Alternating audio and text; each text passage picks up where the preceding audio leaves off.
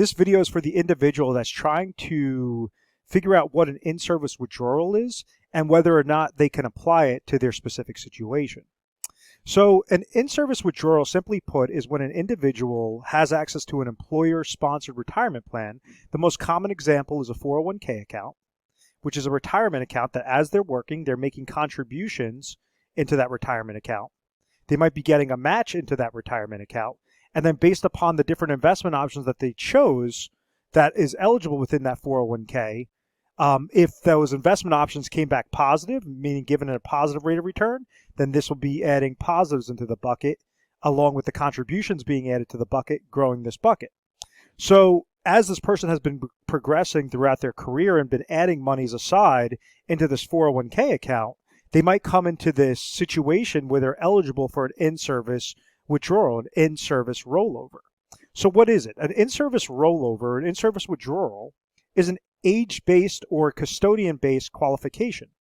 So what I mean by that is, let's say if somebody hits age 60, their 401k plan may allow, and be mindful with may allow, because some 401k plans or 401a plans or 403b plans, they don't allow it, and while others do. Others have that flexibility. So some of them allow you to take the 401k bucket, even as you're still working for the employer, take those monies and roll it over into an IRA to match it up specific to what your retirement needs. To basically customize one IRA or multiple IRAs that could help you accomplish your retirement goals, whether that's a retirement income goal, emergency need goal, a growth need goal, leaving a legacy goal, whatever that case might be. It's basically leveraging these 401k dollars, things that the 401k, mechanisms that the 401k cannot primarily do as of right now, and go and place them into a myriad of different IRA-related options. So, in doing so, the most common example is when somebody hits that specific age. So they're going to be, age 60. This allows them to take the monies and do a rollover, or take the monies and withdraw all those dollars and dump it into their checking account, their savings account. Now, first thing is, individuals typically don't want to just take all their money out of their 401k and just dump it into their checking and savings account, because then that would trigger a taxable event. So as an example, if someone had $500,000 in their 401k account, they're working for their employer, they know that they're going to continue working for their employer until age 65. They hit age 60 and they say, okay, well, they said I could do an in-service withdrawal. Let me just take this $500,000 and dump it into my checking account. In doing so, they would get dinged with full taxation. So first, there's going to probably be a 20% mandatory withholding, meaning you're only going to be able to access about $400,000 of these monies because 20% is going to be withheld to give you that withdrawal. And then on top of it, this $400,000 would be added to whatever you made on your adjustable gross income for that year, and could also shoot you into a higher tax bracket. So that's already a big no-no to take the monies out and just dump it into your checking accounts, because basically a checking account and a savings account is known as a non-qualified account. When you have a 401k account, a traditional 401k account as an example, this is known as a qualified account. So these are monies that were never taxed, meaning that the gross tax deferred, but when you're ready to pull these monies out, it's going to be fully taxable. So what I've seen is the most common examples is when somebody hits that specific age, maybe in that same example, the person is currently age 60, they're looking to retire at age 65, they know that they're eligible for this in-service withdrawal. What they could do is, same example, $500,000 is sitting in the 401k account. They could leverage this full $500,000 or a portion of these dollars and roll it over into an IRA account. And what that does is it takes it from a qualified account and it places it into a qualified account so that you're not having to pay taxes when you do that transfer. So even though it says withdrawal, you're not actually technically withdrawing the money, you're rolling over the monies and you're transferring those monies from qualified to qualified. And I'm going to go over why this makes sense to do it, and why this puts you in a better position than waiting those 5 years until after you retire to take those monies out and then try to leverage that into IRAs and withdrawal strategies and different things for either retirement income play or retirement growth related play. The other common example of an in-service withdrawal would be maybe a change of a custodian. So as an example, let's say your 401k plan is set up with Prudential or Fidelity. And then there's going to be a change made where no longer is Fidelity or Prudential going to be actually the one housing your 401k, but now it's going to be moved over to T. Rowe Price as an example.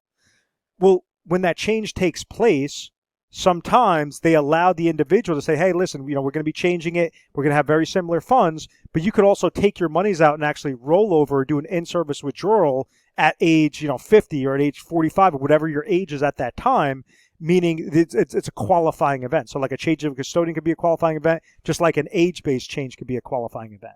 But be mindful, not all of the 401k providers allow that, or not all the employer-sponsored retirement plans allow it. Some do, some don't. So that's why it is definitely worth mentioning, or worth giving your 401k, your 401k custodian or your 401k plan a call to see if you are eligible for this in-service withdrawal, and really leverage these components to have a comfortable and a confident retirement. So once again, I mentioned why somebody doesn't necessarily want to do a full withdrawal. Be mindful that you can use partial withdrawal. So you could say, okay, out of the $500,000 that's sitting in the account, maybe you have a specific income-related need where you have to take out $50,000 in the form of a withdrawal into your checking account, savings account, while the other $450,000 is now going to be rolled over into specific IRAs. So once again, you just have to see what the parameters are when having access to that in-service withdrawal. But there are different mechanisms that allow you to do this. Now, the main component, really what I've been leaning towards, is the rollover. Why would you ever want to do a rollover? What are the problems that individuals come into conflict with, and doing it the wrong way as opposed to just leaving into their 401k? So what if you were to make a move and do an in-service withdrawal, why does it even make sense at all? Or should you just stay put? So the number one problem is really just not understanding what you're trying to accomplish when you're executing this in-service withdrawal. So what I mean by that is, let's say if we come to that scenario, once again, we have a male age 60, and this person's looking to retire at age 65. He's accumulated his 401k account for X amount of years. He has $500,000 that's sitting in his 401k account. Does it make sense for him to go and take these monies and roll it over into an IRA? And it comes down to, what is he trying to accomplish? What is the goal at age 65? Does this person have Social Security income that he's going to trigger? Does this person have pension income that he's going to trigger? Between the two of these, how much income is this going to generate? If, let's say, out of this, it's going to generate a total of $50,000, but after configuring what this person's expenses are at age 65, this number is going to be $80,000 of a need, well, then this shows that he's going to have a shortfall gap of $30,000. So rather than just try to leverage a 401k where you're only utilizing an accumulation strategy where you're saying, hey, I want to try to max contribute into my 401k and I want to try to grow it into the best rate of return side, the problem with a 401k and trying to really maximize the growth on it is the limited investment options that a 401k has access to.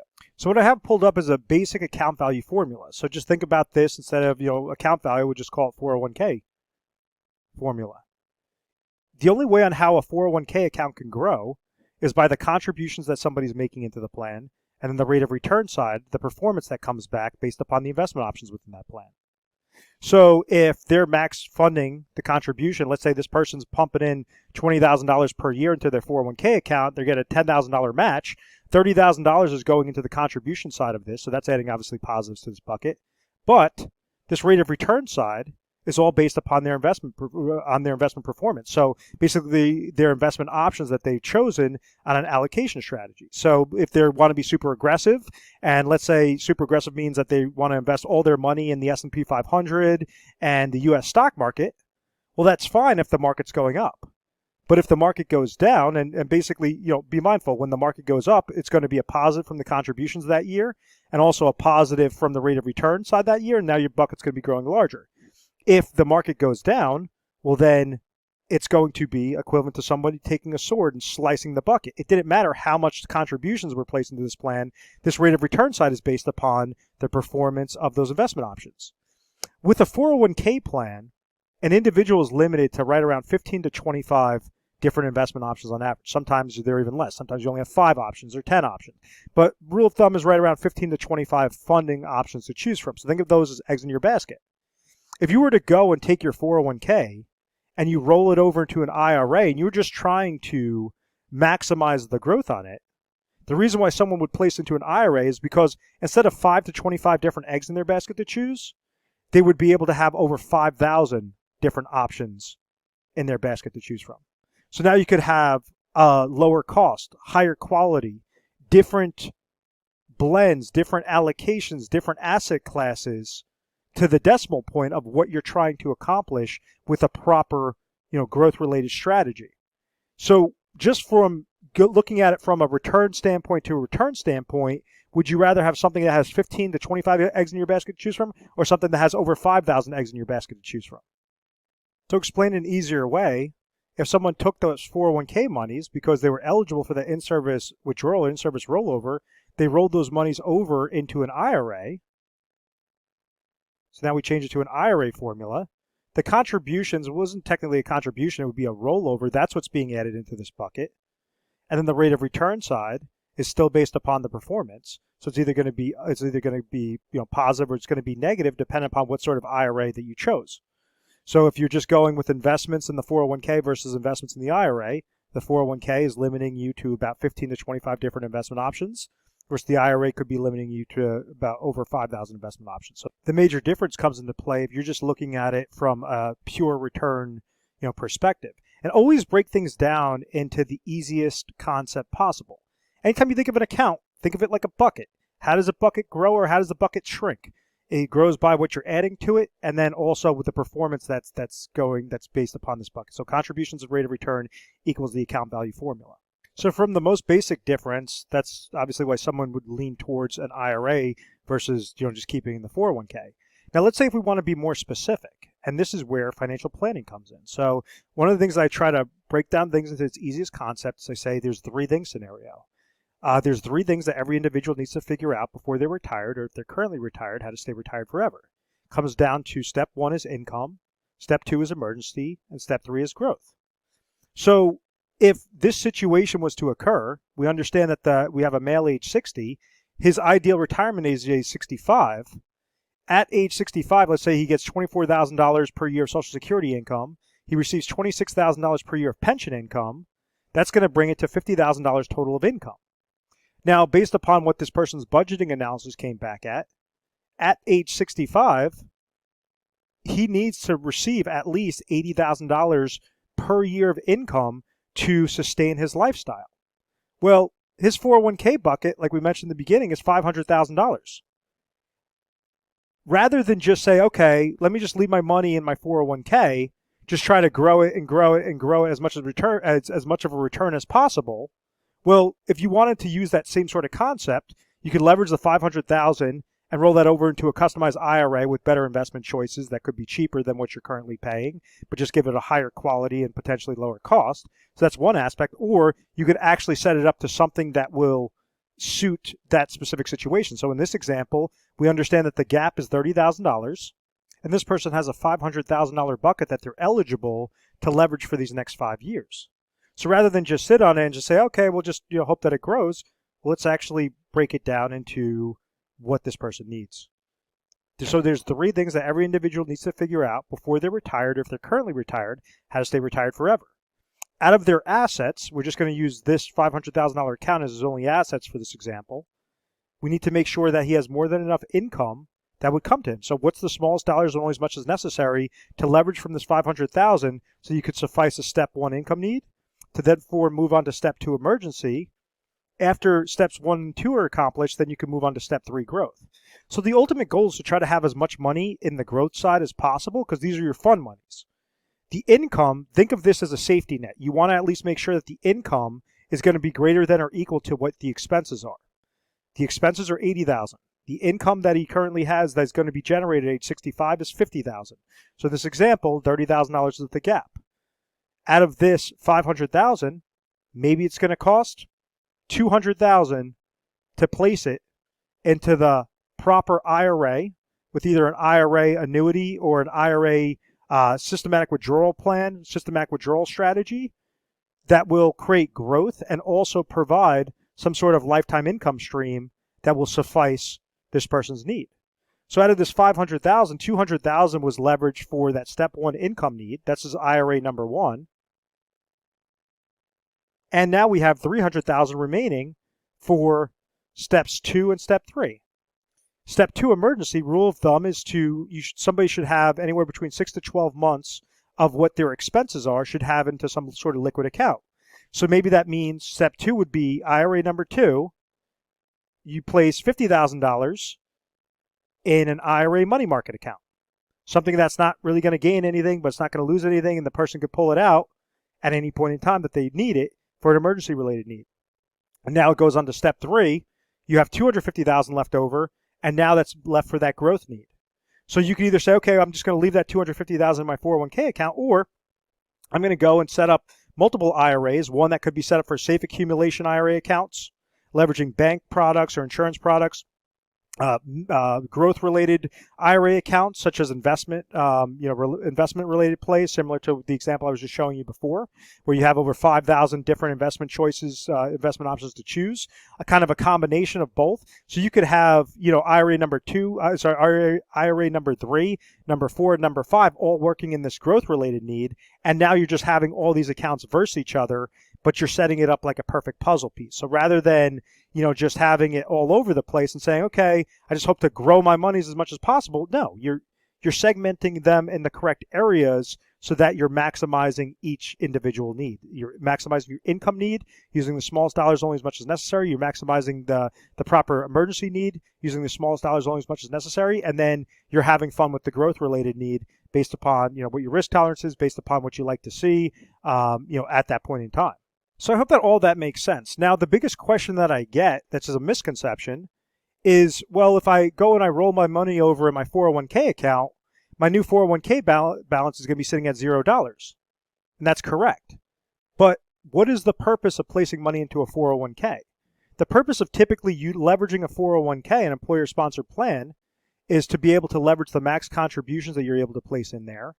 And most importantly, the match, the company match. So if someone's making $100,000 in a given year and they place, $10,000 of their income, which is 10% of their salary, into their 401k account, and their company is giving them, let's say, a 5% match, which is unfortunately very unheard of in today's times, $5,000, $15,000 is working on their contribution side of the bucket. If you go and you roll over your 401k account into an IRA, your starting balance in the IRA, let's say if it's 500,000 is the example, this is now your IRA account. You're not adding anything further into your contribution side in your IRA account, but now you're relying solely on your rate of return side in your IRA to try to grow it as best as possible, or make sure that a portion of it is set up for income, emergency growth, like I just mentioned, so you can have multiple IRAs that are working, in conjunction with one another.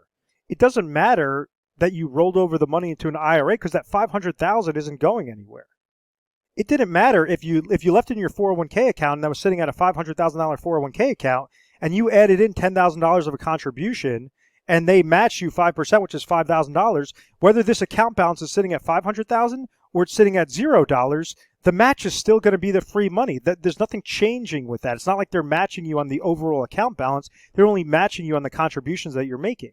So that's why, in this individual situation, this person is making this move, making the in-service withdrawal when they're eligible for it at age 60. They're leveraging that mechanism to go and take the $500,000 that they've already accumulated. Now they're going to put that into more of a retirement strategy because they can when it's set up as IRAs. You can customize. You have customization options available that you don't have with your 401k. As that's happening, still for these next 5 years, this person's going to now be building up their 401k bucket, from $0 after that, your transfer after that rollover was done. So it's not like they're losing out on anything on the 401k. It's not like when somebody goes and they take their in-service withdrawal that all of a sudden now their 401k goes away altogether. No, they just have to continue to contribute. And then at this age 65, they're going to have all these IRA accounts that were originally constructed at age 60. And then at age 65, they're going to have this other 401k bucket that's sitting here that now they could leverage for a new customized blend, or just dump that into the growth-related strategy, the growth-related need, with a nice little cherry on top by the time they hit age 65. So now what we did is we took a situation that was really a question mark of how this person going to properly retire, rather than just investing their money and risking the money in the market, and having the ebbs and flows of the market. It's creating an actual proper strategy, and it's customizing a strategy to maximize what their need is. This last portion, I talk about leaving a legacy. So that kind of goes with the 3-thing scenario with the growth strategy. If let's say somebody doesn't need any more income, they don't need any more emergency, and they're just trying to grow the most amount of of growth accounts for their loved ones to leave it as a legacy, there are ways how you could leverage portions of dollars and purchase like life insurance policies, things that will maximize out a death benefit and be a more tax efficient way on how your beneficiaries can receive a larger lump sum dollar amount, as opposed to just the dollar amount that's sitting in a qualified IRA account and have to be, fully taxed at that time. So this is a little bit deeper of a conversation, but just be mindful there's a bunch of different customized options. To keep it very simple, just always follow the three-thing scenario standpoint. And that's ultimately what we do through our Retire Sharp planning system process. Is we go through a multitude of different carriers, different custodians, different investment strategies, different income-related strategies, safe accumulation strategies, different things to mold it specific to your needs. So every individual is different. If you are eligible for an in-service withdrawal and you want to see what your options are and see whether this might be a fit, feel free to give our 1-800 number a call. It's 1-800-566-1002. You could reference this video, or an easier way that will be more specific to your schedule is you could go on our website, retiresharp.com or fosseyfinancial.com. It brings you to the same place, and then you're going to see a little pop-up icon that says schedule an appointment.